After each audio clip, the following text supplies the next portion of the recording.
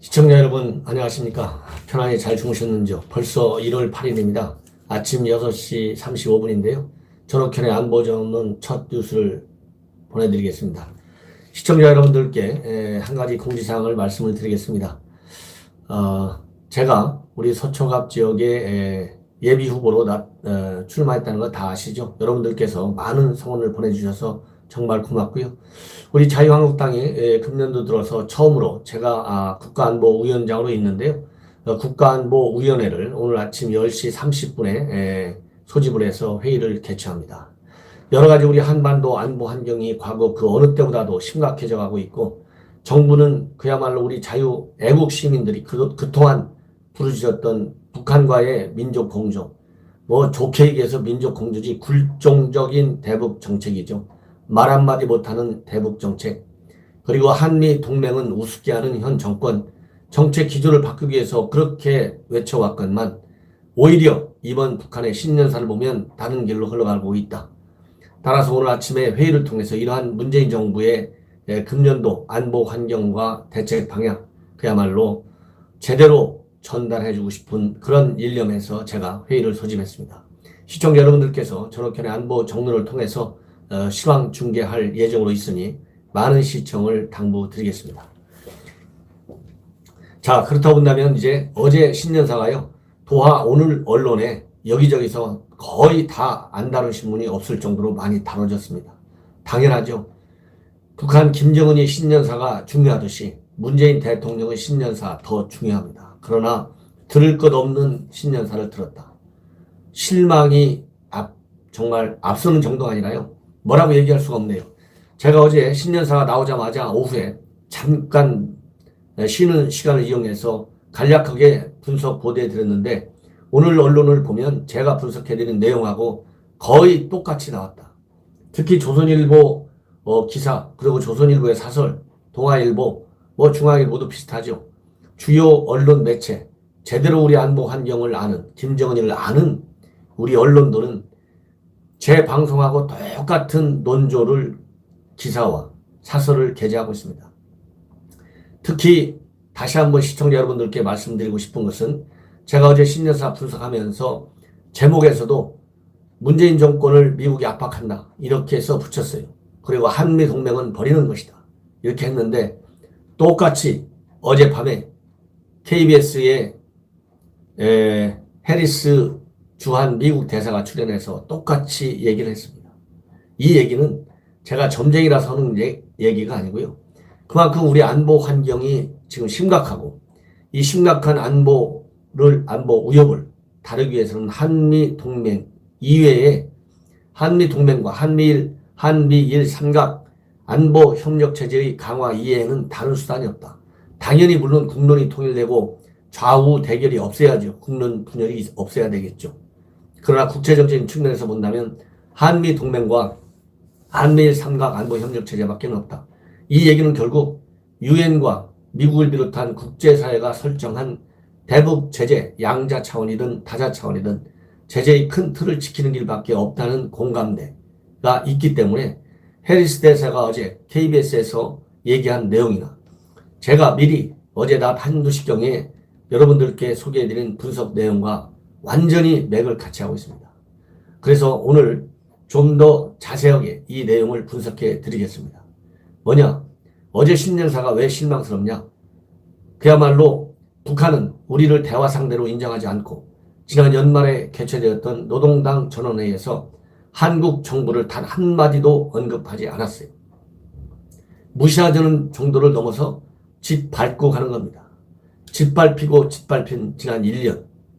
그런데 문재인 정부는 결국 또 웃으면서 손을 내미는 정도가 아니라 김정은이의 비어있는 호주머니에 돈을 집어 넣어주겠다. 좀만 기다려봐라. 내가 미국하고 등을 질 테니 너하고만, 당신하고만 손잡고 일을 할 테니 좀만 기다려라. 이러한 신호를 보냈어요. 그리고 김정은이가 그토록 거짓말로 이제 나타난 비핵화 쇼, 아무리 거짓말로 나타났다 하더라도 이제 왜 그러한 거짓말에 넘어갔는지 대통령이 설명이 있어야 할 때가 아니겠습니까? 그런데 최소한의 염치가 있어서인지 양심이 있어서인지 비핵화라는 말을 단 한마디도 꺼내지 않았어요. 그리고 지난 5월 이후 계속되고 있는 북한의 군사 도발에 관해서도 단 한마디 언급이 없었습니다. 산무예요, 산무.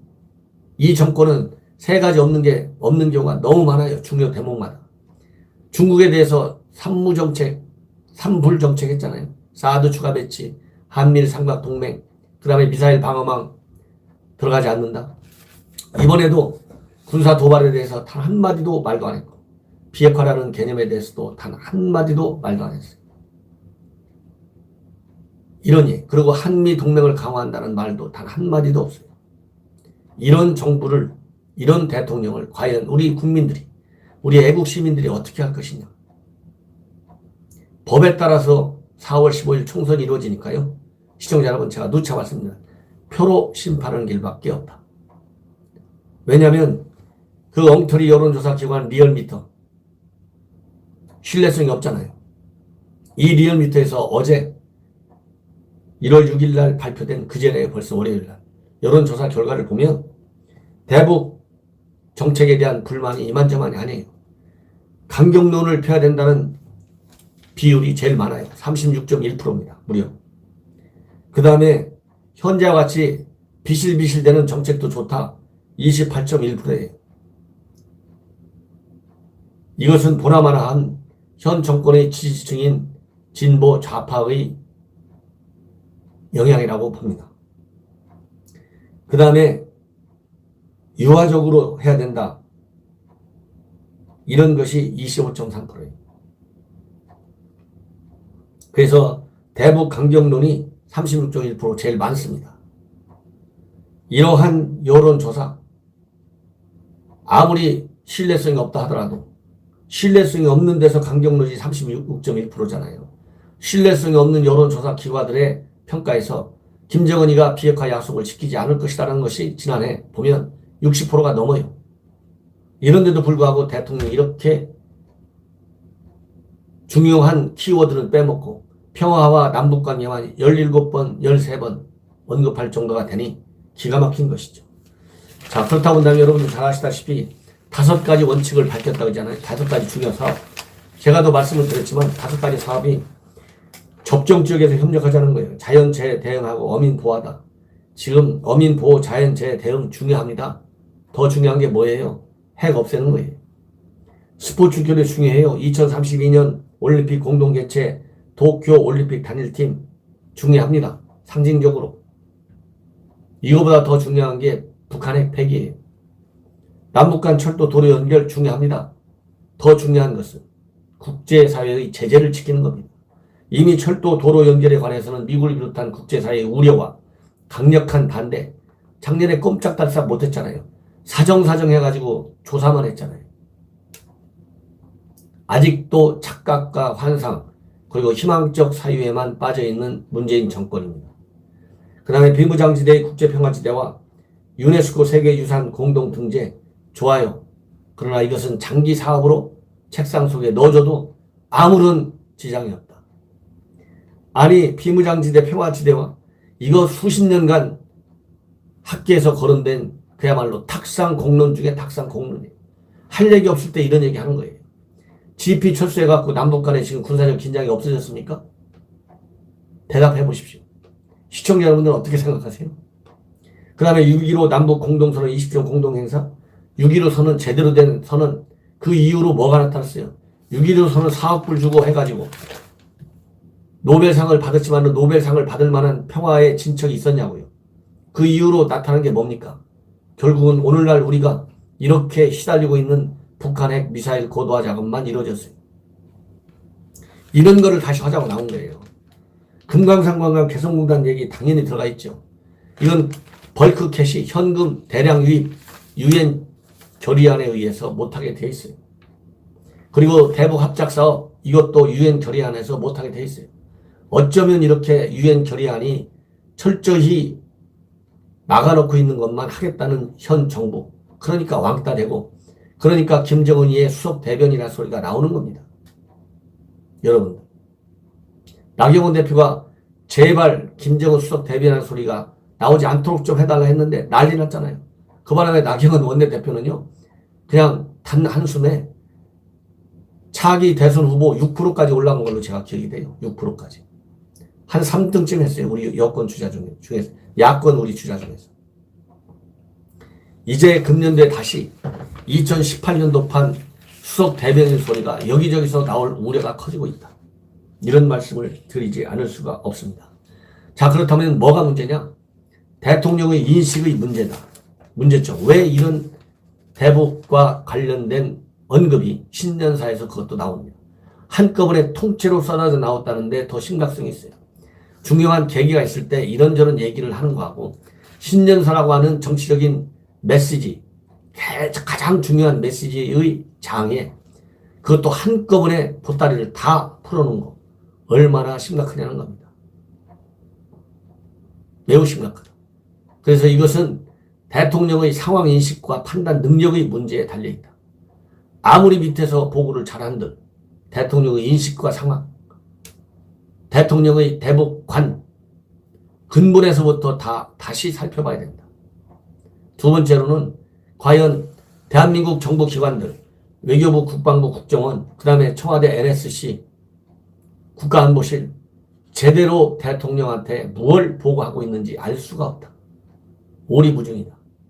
허기야 2018년도 3월 5일 날 김정은을 만나고 와서 대통령한테 보고한 거 보면 무능하기 짝이 없고 이런 사상 최악의 최대의 무능한 외교안보 라인들을 아직도 가지고 있으니 당연히 이렇게 나올 수밖에 없겠죠. 한심하다. 보고 체계의 문제. 대통령 개인적으로는 능력과 상황 인식의 문제고 시스템적으로는 이런 외교안보 라인 부처들이 과연 어떤 정보 보고를 하고 어떤 정책과 전략을 보고하는지 해당 부처의 무능력 도를 넘는다. 그 다음에 세 번째로는 과연 국제정치를 제대로 아는 사람이 현 정권에 이렇게도 없느냐? 지금 국제적인 구조를 보십시오. 중국과 러시아를 제외한 모든 국제사회가 유엔 제재를 지켜야 한다고 목소리를 외치고 있고 비핵화의 원칙에서 현 트럼프 정부가 내놓은 FFVD보다는 CVID를 더 선호하고 있는 게 지금 현재 국제 추세입니다. 특히 EU 국가들은 아직도 CVID, 즉 되돌이킬 수 없는 비핵화, 김정은이가 제일 싫어하는 말을 그대로 쓰고 있어요. 이러한 국제정치의 현실과 국제적인 역학관계를 아는 전문가가 현 정권에 그렇게 없습니까? 이번에 문종인 외교안보 특보가 워싱턴에서 한 얘기를 들어보면 기간이 막힌 얘기가 더 많아요. 미국과 언제까지나 같이 갈 수 없고 수정할 수도 있다. 그리고 한국이 독자 행동할 필요가 있다. 이런 얘기를 하고 있는 문종인 특보입니다. 아무리 개인 자격으로 발언했다고 하지만 그것은 미사 여부 수식어에 불과해요. 누가 이걸 개인 발언이라고 합니까? 그리고 워싱턴에서 한 발언이 대통령의 신년사가 공표되기 직전에 얘기를 했는데요. 대통령의 신년사하고 맥을 같이 해요. 그렇기 때문에 대통령의 신년사 작성에 문종인 외교안보 특보, 그 다음에 최종건 비서관, 김연철 통일부 장관 이런 대북 교류파 3인방의 입김이 더 셌다는 이런 언론 보도가 있습니다. 그래서 문정인 특보가 워싱턴에 가서 더 유연해지고 현실적인 자세를 가져라. 미국이 더 대담해져야 된다. 기가 막힌 얘기 아니겠습니까? 아니 문정인 일개 특보, 힘도 없는 대한민국 정부가 지금 미국에서 어떠한 경우에도 지금 이제 군사력까지 쓸 수 있다. 그야말로 드론 무인기를 통해서 이번에 이란의 혁명 수비대 사령관을 공습 암살했듯이 공습해서 암살이 아니죠. 완전히 사살한 것이죠. 공개적으로. 그랬는데 더 유연하고 현실적으로 더 대담하라는 의미의 더 대담은요. 제가 만약 얘기한다면 강력히 군사 옵션을 활용하라 이렇게 나올 거예요. 그러나 문재인 특보가 얘기한 문정인 같은 인자 돌림이네. 문씨고 가운데만 돌림자가 다르네. 그러고 보니까 참 이거 우연한 일치인지 알 수가 없네요. 더 대담은 여기서 빅딜 전략을 깨라는 겁니다. 그리고 제재를 풀어라 주라는 겁니다. 평화협정을 체결하는 겁니다. 그리고 주한미군 감축하라는 얘기예요. 이게 문정인식 더 대담한 거예요. 우리 우익 진영의 자유우파 국민들이 바라는 더 대담한 것이 아닙니다. 그리고 중국과 러시아의 제재 완화 결의안, 이것이 북미 협상의 돌파구가 될 수 있다. 이렇게 또 얘기하고 있어요. 이거 기가 막힌 거 아니겠습니까? 그리고 철도 연결 가능하다. 이런 얘기를 하고 있는 사람이 대통령의 최측근 실세 문정인 특보입니다. 제가 웬만해서는요, 실명을 거론하면서 이렇게 비판하지 않는데, 이건 도를 지나친다. 왜? 한미 동맹이 가장 중요한 시기에 한미 동맹을 끊어버리자는 식으로 들릴 수 있게 그것도 워싱턴에 가서 얘기한 거예요. 자, 그렇다 본다면 서울에 있는 주한 미국 대사가 한 얘기, 문재인 특보 얘기보다 100배 만배 중요합니다. 한국은 중동에 병력을 보내길 희망한다. 직접 호르무즈 파병을 압박했어요. KBS 인터뷰를 통해서 얘기했습니다. 그러면서 그동안에 미국의 기본 원칙이 뭡니까? 자유항행의 보장이잖아요. 그 자유항행 보장을 위해서 호르무즈 해협에서 공동 방위에 나서자는 것이 미국의 기본 입장입니다. 남중국해에서도 마찬가지예요. 자유항행의 원칙을 보장하자. 왜? 국제법에 확립된 국제사회의 법이고 유엔을 비롯한 국제사회의 모든 국가들이 준수해야 되는 국제법이기 때문에 이 국제법을 내세워서 호르무즈 파병의 공동 참여를 요청하고 있습니다.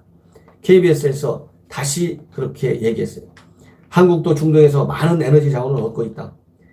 저는 한국이 호르무즈에 병력을 보내기를 희망한다. 그런데 이번에 이러한 사태가 벌어지니까 갑자기 이 파병안을 보류하고 있어요. 그 다음에 남북 제안에 관해서 제가 어제 말씀드린 대로 이 시기적으로 맞지 않다 이거죠. 미국과 협의하라. 직설적으로 얘기했어요. 서울에 있는 미국 대사가 직접적으로 미국과 협의하라 한 얘기는요. 이 외교관이니까 이렇게 얘기했지. 학자나 민간인, 군인 같은 거 더 세게 얘기했어요. 이거는 창피하게 알아들어야 된다. 창피한 수준이다. 대한민국의 외교 무능의 실상을 미국 대사가 짚어줬다. 뭐라고 대사했냐면 신년사에서 북미 대화 대신에 남북 협력을 앞세우겠다. 이런 질문에 관해서 우리는 남북 관계의 성공이나 진전과 더불어 비핵화를 향한 진전을 희망한다. 그래가지고 해리스 대사는 문 대통령이 꼭 찍어 언급하는 답방 문제, DMZ 유네스코 세계유산 공동증재제에서도 문 대통령이 언급한 그러한 조치들은 미국과의 협의하에 이루어져야 한다고 생각한다. 우리는 동맹으로 긴밀하게 함께 일해야 한다. 이렇게 해서 주한 미국 대사가 이렇게 직접적으로 얘기했다는 얘기는요. 외교적인 레토릭을 통해서 점잖게 외교 채널을 통해서 얘기한들 문재인 정부가 말귀를 못 알아들어요. 얼마나 기가 막히게 답답합니까? 이 문재인 정부가 이런 말귀를 못 알아듣고 워싱턴에 가서 외교안보 특보라고 하는 사람이 미국 정부를 상대로 정반대의 얘기를 하고 있으니 얼마나 기가 막히냐. 그리고 이런 정책의 기조를 왜 모르겠습니까? 알죠. 그러니까 여러 차례에서 얘기하면 김정은이만 좋은 일 시키잖아요. 한미 간에 틈이 벌어지는 거다. 중국만 기분 좋게 만들잖아요. 그러니까 한꺼번에 문재인 대통령의 신년사에서 싹 보따리를 풀어놨듯이 주한 미국 대사가 한 번에 이렇게 직접 경고 메시지를 날린 것이다. 그리고 중요한 점은 아직까지 미국 간 협상의 문이 열려있다. 이렇게 말은 했지만 이것은 그냥 수식어로 얘기한 거예요. 그러나 북한이 ICBM 발사 레이드 라인을 넘으면 어떻게 할 것이냐 이렇게 질문하니까 우리는 준비가 되어 있어야 하고 필요하다면 오늘 밤이라도 싸울 준비가 되어 있다. 이렇게 얘기했습니다. 이 얘기는 결국 실제적으로 충격적 행동, 김정은이가 얘기한 대로 이거를 행동에 옮긴다면 북한은 바로 미국이 이란 사령관을 공습하듯이 김정은에게 공습할 수도 있다라고 하는 사인을 보낸 것이다. 저는 그렇게 얘기하고 싶습니다. 시청자 여러분, 이 정도면 이제 신년사 얼마나 문제가 많은지, 미국이 앞으로 문재인 정부를 손보기 위해서 어떤 조치를 취할 것인지 충분히 이해하실 것으로 믿습니다. 시청자 여러분들께서 저희 논평에 공감을 하신다면 많이 전파해 주시고 제가 금년 봄 4월 15일 선거에서 이 서초구 갑지역에서 압승할 수 있도록 그래서 이러한 무능력한 외교 라인을 제대로 제가 교육 좀 시켜볼 수 있도록 저에게 기회를 주시리라 믿습니다. 시청자 여러분의 많은 성원에 감사드립니다.